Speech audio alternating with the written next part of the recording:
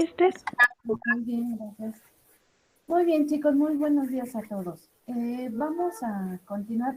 Ya está abierto su formulario para lo que es la asistencia. De hecho, algunos ya están tomando asistencia, pero bueno, pues les aviso para que todos los demás puedan tomar su asistencia. Siguiente, antes de comenzar la clase, nada más quiero señalarles que ya tengo 12 equipos y que de hecho, bueno, pues se me hacen que son muchos y ya vi por qué tengo 12, pues porque algunos tengo que son muy poquitos en su integración. Entonces, bueno, primero les voy a señalar quiénes son los que ya tengo en equipos por si alguno en alguna situación diga, es que yo pensé que estaba en ese equipo y ya no estoy, o que puedan incorporar a las personas dentro de estos, porque bueno, tengo 12 equipos.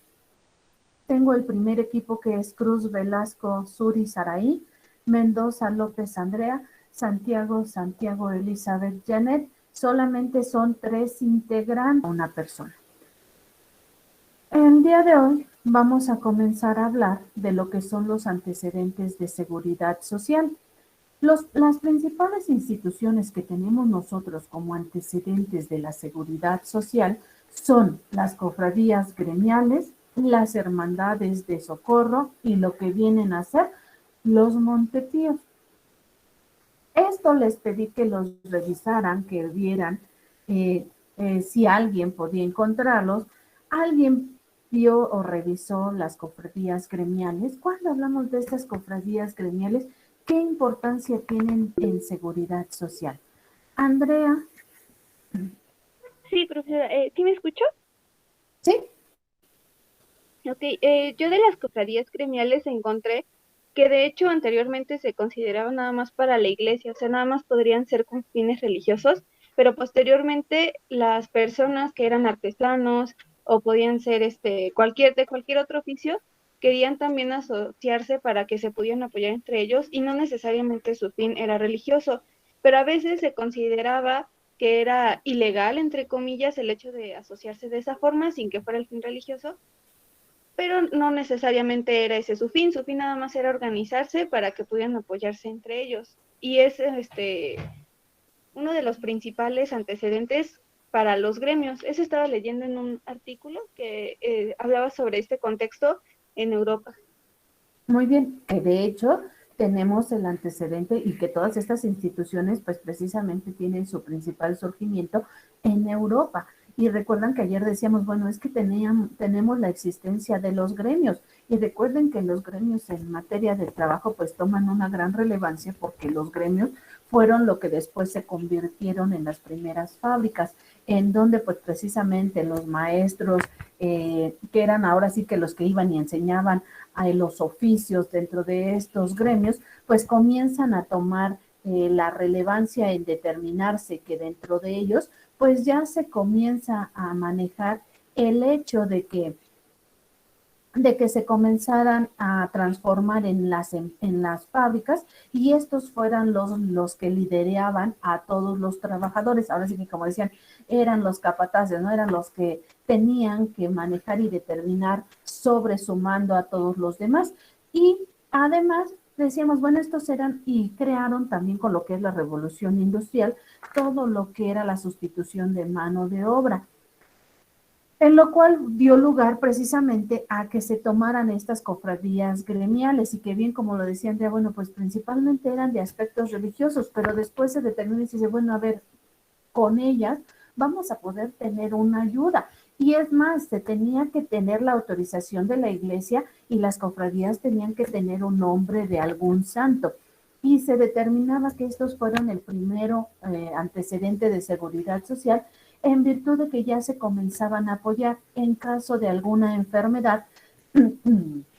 Se podían otorgar ayudas para lo que era sobrellevar ese tiempo de enfermedad por lo que eran aspectos médicos, hospitalarios que podían manejarse, pero eran pues elementos muy básicos y dentro de ellos se conformaban con un fondo común en donde lo que eran los cofrades pues tenían esa administración de los fondos para poder tratar de sobrellevar esas contingencias que se presentaban. Después hablamos de la existencia y el surgimiento que son posterior, las hermandades de socorro. ¿Y qué sucede con las hermandades de socorro? Todas estas las encontramos que surgen en la Edad Media. Estas hermandades de socorro, ¿qué sucede con ellas? ¿Alguien encontró las hermandades de socorro? Las hermandades de socorro surgen posteriormente a lo que eran las cofradías gremiales. Estas hermandades de socorro ya eran una asociación que se constituía, en la cual pues ya también tenían sus asambleas, sus órganos de vigilancia, sus órganos de administración, o sea, ya estaban constituidos. Estas hermandades de socorro podían y tenían, bueno, también al igual que las cofradías, tenían, y como son su antecedente, que tener el nombre de un santo. Ah, bueno, pues es que tenían que establecer y tener la autorización de la iglesia. Y además podían ser abiertas o cerradas. Estas hermandades de socorro se determinaban cerradas cuando se decía, bueno, solamente van a poder aprovecharlas y disfrutar de los beneficios que se otorguen los fundadores de la hermandad. Y si se salen algunos hermanos, pues entonces se va a dar por terminada esta hermandad de socorro. Aquí van a estar constituidos por su asamblea, también su fondo económico, su administración y sus órganos de vigilancia, en donde vamos a hablar de los hermanos, lo que vienen a ser los hermanos, los celadores, los muñidores, que eran los principales que se encontraban dentro de lo que eran estas hermandades de socorro. Y además dentro de ello, pues vamos a encontrarnos que podían, decíamos, ser cerradas. Solo los fundadores tienen derecho, pero estos fundadores realizaban aportaciones a la hermandad para tener un fondo y con ello poder sobrellevar las contingencias. Al momento de constituirse también podían determinar que entrara alguien, a lo mejor algún indigente, que quisiesen apoyar y que los hermanos iban a cubrir esas aportaciones en común para poder tener la aportación de este, pero también podían optar por lo que se le denominaba como el derrame, es decir, que lo admitieran, que lo tuvieran y que no tuviesen que aportar nadie en relación con él. Pero en el momento en que existiese una necesidad económica por la hermandad y que no hubiese fondos, entonces tendrían los hermanos que dar aportaciones mayores para poder salvar o salir adelante en relación con las contingencias que se les estuviese presentando. Y lo podrían determinar, pero decíamos, estos eran cerradas y desde el inicio tenían que tenerlo como admitido.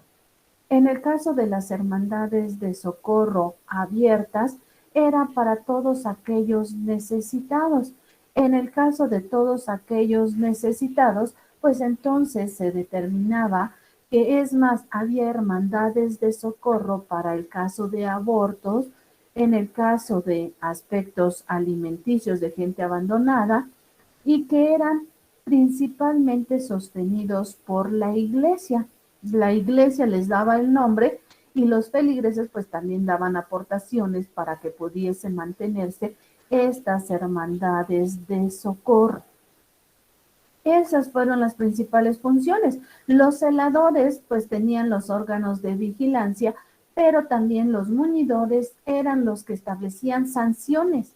En caso de que alguien faltara a la hermandad o que actuara en contra de la hermandad, se le podrían aplicar sanciones, en donde esas sanciones o ese pago de esas sanciones pues iban a entrar también al fondo común y ese fondo común podía sostener o ayudar a sostener lo que venía a ser la hermandad de socorro.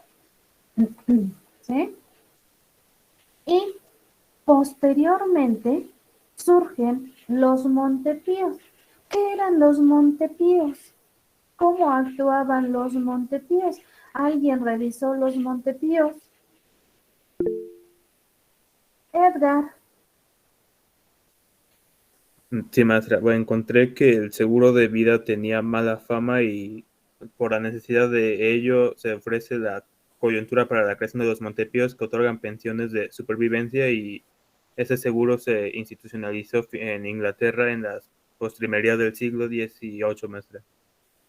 Muy bien, y de hecho, aquí, como puede observarse en lo que nos leyó Edgar, vamos a encontrarnos que los Montepíos pues no eran las casas de empeño que ahorita conocemos, ¿no? Y que ay, vamos al Montepío y que sobre todo ahorita, ¿no? Que fue en enero, ay, vamos por la cuesta de enero y vamos a ir a empeñar. Estas instituciones del Montepío surgieron como institución de seguridad social. De hecho, precisamente por la necesidad de coberturas mayores a las que se habían ofrecido en una cofradía o en una hermandad, surgen los Montepíos. Pero los Montepíos podemos determinar que es el primer antecedente ya del ISSSTE. ¿Por qué? Pues porque los Montepíos surgen ya con aportaciones del Estado. Aquí el Estado, y que estamos hablando, decimos, bueno, pues los tenemos, son ya el Estado que comienza a realizar aportaciones, pero también los trabajadores. Estos Montepíos, podemos decir que por suerte o por desgracia, solo eran creados para poder proteger a aquellos altos funcionarios o los aspectos de milicia. Solamente para ellos eran determinados. Realizaban aportaciones y el Estado realizaba otra aportación. Y ya era para otorgarles una mayor prestación, un mayor beneficio, en donde ya se otorgaban, en este caso, por lo que venían a ser accidentes laborales, pues ya se les otorgaba prestaciones. En caso de fallecimiento, en caso de enfermedad, ya se les otorgaba pues lo que ahora conocemos como lo que son las pensiones. Ya se les ayudaba en caso de viudez, en caso de orfandad, se les determinaba. Y había también algunos otros grupos que querían determinarse en el aspecto de los Montepíos. Por desgracia no pudieron conformar los Montepíos en virtud de que, bueno, estos requerían la aportación por parte del Estado y el Estado pues no estaba o no contemplaba dentro de lo que eran sus gastos el poder sufragar alguna institución que no tuviese o no estuviese determinado en relación con los altos funcionarios o con lo que era la milicia, que eran los principales que pretendían manejar o determinar en relación con lo que era estas prestaciones. Y ya con esas aportaciones bipartitas, bueno, pues se conjugaban las prestaciones que se otorgaban, que ya no solamente eran como los otros ayuda inmediata, sino aquí ya eran ayudas que podían determinarse o manejarse ya en una plena solidaridad humana, en el cual ya venían a ser los apoyos. Estas tres instituciones son la base, pues precisamente para poder observar la necesidad de crear ya las instituciones de seguridad social, que si, bueno, ustedes recuerdan con el ámbito de lo que vienen a ser los aspectos sindicales y que, bueno, van a estar también viendo en el ámbito del trabajo, al hablar de las instituciones sindicales, Alemania es el primer país que ya da de forma pacífica la creación o la asociación en el ámbito sindical, pero también es a la que se le debe a través de lo que es el archiduque Bismarck la creación del seguro social. Y con ello, pues también vamos a encontrar que a nivel, en el aspecto mexicano, pues también tiene ahora sí que los elementos y recae en ellos la búsqueda de esta seguridad social. Y nosotros lo vamos a ver principalmente en los aspectos normativos y en la creación de instituciones de seguridad social ya validadas y establecidas con aportaciones también del Estado, de los particulares. Sabemos que tenemos en el IMSS que son aportaciones tripartitas y en el ISSSTE aportaciones de carácter bipartitas. Pero bueno, esto también pues costó en la determinación de nuestro ámbito jurídico. La primera normatividad que nosotros tenemos como antecedente es la Ley de Accidentes de Trabajo del Estado de México. Esta surge en 1904. En 1904 se da la creación precisamente de esta normatividad, siendo el Estado de México uno de los primeros en determinarlos. Solamente que, bueno, pues aquí nosotros no vamos a encontrarnos ya como las instituciones del IMSS o del ISSSTE, donde ya hay protecciones para nuestros beneficiarios, las pensiones. Solamente se trataba de proteger aquellas situaciones, aquellos accidentes que se presentaban en el momento de llevar el ejercicio de la actividad laboral. Aquí no había nada de que, bueno, a ver, vamos a tener protegido al trabajador el traslado de su casa al trabajo y a la estancia infantil y viceversa. Aquí ya no había nada de eso, solamente los accidentes que se ocurriesen o se determinaran en la actividad laboral. Y posteriormente surge como elemento, ahora sí que tomado de base de lo que es el Estado de México, la ley sobre accidentes de trabajo, de lo que viene a ser el Estado de Nuevo León en 1906. Estos dos elementos, bueno, fueron creados y también tuvieron una gran relevancia y tomando elementos que se determinaban en relación con lo que venía a ser los manifiestos otorgados por lo que eran los hermanos Flores Magón y la intervención también de Benito Juárez Maza, el hijo de Benito Juárez, en los cuales, bueno, para ellos constituían o determinaban precisamente la protección de los trabajadores. Ahora recordemos que, bueno, ellos en el ámbito laboral, por todos los movimientos que realizaron, fueron, ahora sí que fueron eliminados, fueron sacados de México y fueron a determinarse en lo que era San Luis, Missouri, desde donde ellos manejaban y establecían los manifiestos y lo que era la protección en el ámbito del trabajo, que recaía o que se determinaba en lo que era el territorio nacional y que se enviaban ahora sí que como en contrabando y determinación todos ellos para hacer los movimientos dentro de lo que era el territorio, lo cual pues se ve reflejado ya con todo lo que vinieron a hacer la Revolución Mexicana y que bueno, después se refleja y se observa en lo que es la Constitución de 1917, en el cual ya se comienza a determinar y asumir la responsabilidad en materia social.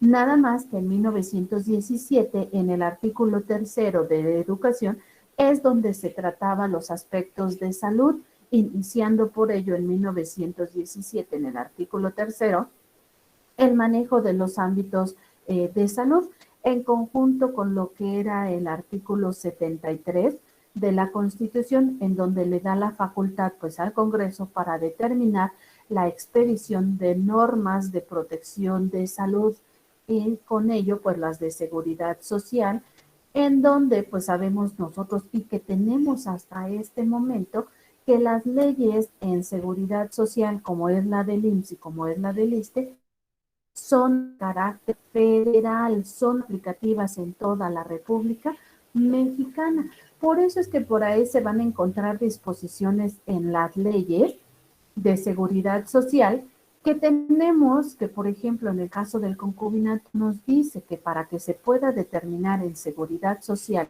el concubinato se requieren 5 años, sin influencia con el trabajador o la existencia de un hijo. Estos 5 años, pues ustedes van a decir, ay maestra, pues 5 años y nosotros tenemos en la Ciudad de México y en el Estado de México que solamente son, ¿cuántos años tenemos para el concubinato? 2 años. 2 años, muy bien Andrea, 2 años tenemos para la determinación del concubinato y en cambio en seguridad social nos marcan 5.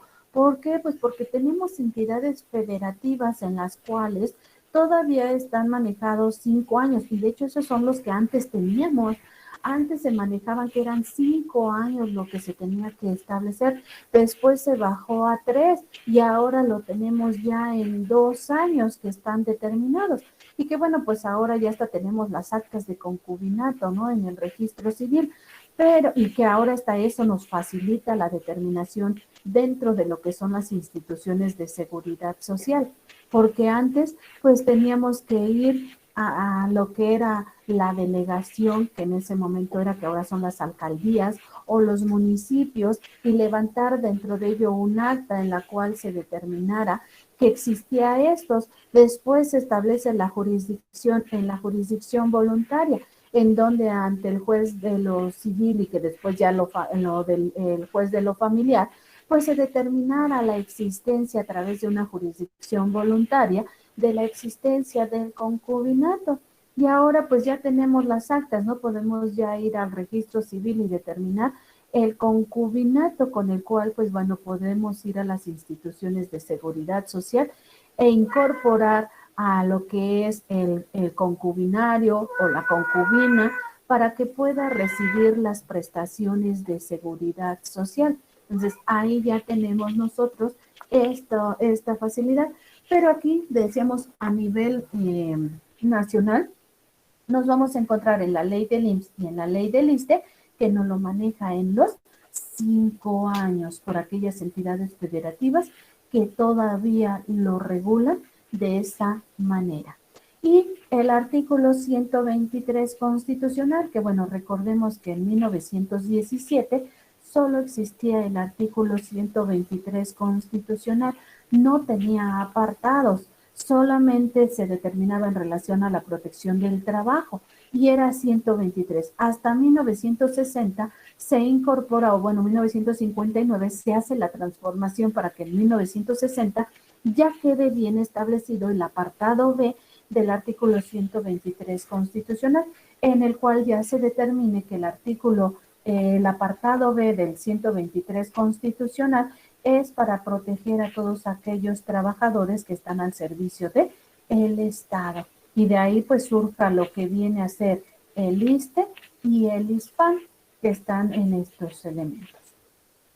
Bien, entonces en el artículo 123 constitucional en 1917 solamente se incorporaba y además se determinaba que se declaraba de utilidad social el establecimiento de cajas de seguros populares para los de invalidez, vida, cesación involuntaria en el trabajo, accidentes y otros con fines de carácter similares. Aquí daban lugar a lo que eran las cajas de seguro popular, que con ello pues dan lugar a que se dé la creación del Departamento de Salubridad y que sea uno de los elementos o antecedentes que tenemos precisamente de la Secretaría de Salud para precisamente vigilar y determinar el cumplimiento de lo que era el artículo 3º, que era determinado en relación con lo que es el derecho a la salud, que se determinaba en él.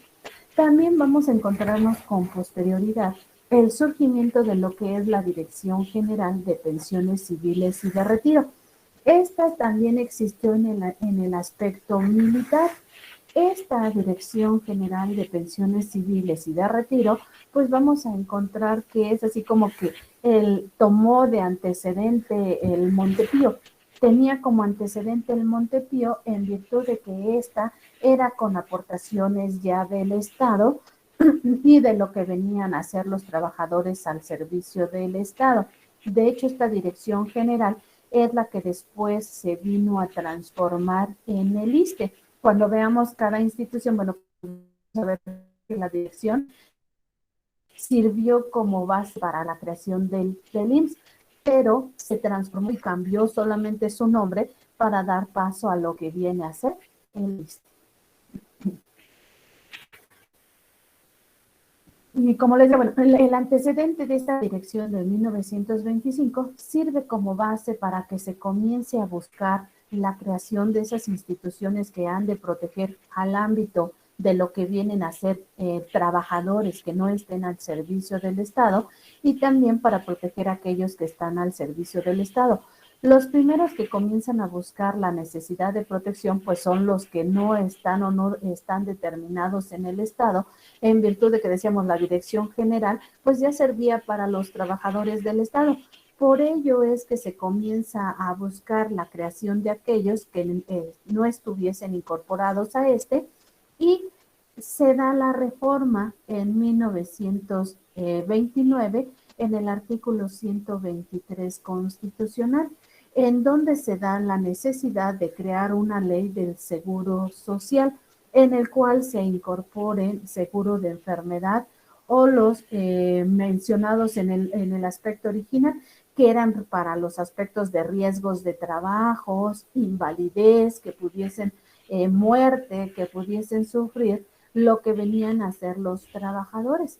Con estas reformas de lo que viene a ser 1929, se comienza a buscar la institución que se adapte a esta protección y se da el surgimiento de lo que viene a ser el IMSS, el Instituto Mexicano del Seguro Social, en 1943, con lo que vino a ser su promulgación.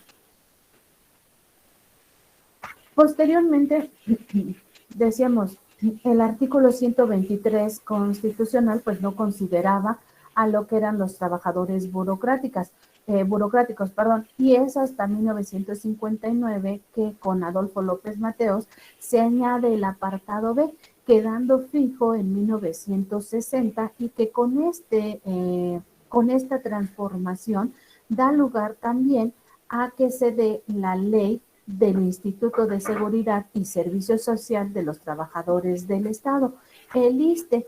Con ello se da la creación también pues de esta misma institución y comienzan a determinarse a partir de 1960. Con ello tenemos la creación de las dos principales instituciones que manejamos y que decíamos, bueno, en el caso del IMSS lo tenemos en aplicación para todos aquellos trabajadores que no sean burocráticos. Y en el ISSSTE, pues decíamos, tenemos las normatividades que cada entidad federativa puede determinar en cuanto a los trabajadores al servicio del Estado, como es el caso del Estado de México, en donde decimos, bueno, el Estado de México, y que ya lo habíamos manejado y lo habíamos en algún momento señalado, bueno, pues los del Estado de México en el carácter local, pues van a aplicar el ISIM y el ISEMIN, el Instituto de Seguridad Social del Estado de México y sus municipios. Ese ISEMIN será aplicativo para estos, pero aquellos que trabajen en el gobierno federal, pues estarán determinados a través del ISSSTE, a diferencia de lo que vienen a ser los trabajadores en lo que es la Ciudad de México. En el caso de lo que viene a ser la Ciudad de México, pues nosotros nos vamos a encontrar que en el caso de ellos, pues va a ser que los trabajadores a lo que es el servicio del Estado, pues nosotros vamos a encontrarnos que para ellos vamos a ver que se determina que van a utilizar el ISSSTE. Tanto los locales como los federales solo tienen el ISSSTE. En el caso del Estado, el ISEMIN para los locales y el ISSSTE para los federales. Y eso es lo que van a estarlos determinando. Bien, ¿hasta aquí alguna duda? ¿No hay dudas aquí? ¿Todo perfecto? Bien. Todo claro, profesor. Hola, profe. Muy bien. Muy bien, con esto nosotros tenemos precisamente la creación de estas instituciones y que también vamos a ver la creación después de lo que viene a ser el ISPAN. El ISPAN es creado en 1976 y su objetivo fundamental es otorgar prestaciones y administrar los servicios de lo que viene a ser los miembros de la Fuerza Armada Mexicana, en la cual pues nosotros vamos a encontrar y que vamos a analizar con posterioridad. Hablaremos de lo que vienen a ser los saberes de retiro, las pensiones que se van a estar manejando, los sobrehaberes y los cambios de lo que vienen a ser el rango para el momento del retiro. Estos son, y en 1972 tenemos lo que vino a ser el surgimiento del Infonavit y del COVID. Y el último que tenemos en creación es el SAR, el Sistema de Ahorro para el Retiro, en 1992, que será su creación. Con ello, pues tenemos las principales instituciones de seguridad social que vamos a estar utilizando dentro de lo que viene a ser nuestro presente curso. Si no hay dudas, bueno, pues lo vamos a dejar hasta aquí y los veo el día martes. Recuerden que nuestras clases son martes, miércoles y jueves, entonces para que comencemos a trabajarlo. Heréndira. Sí, profesora, nada más para comentarle que ya le volví a enviar la lista de los integrantes de mi equipo, si pudiera revisarla o A ver, sí, aquí de a ver si ya se envió correctamente. A ver, déjenme ver.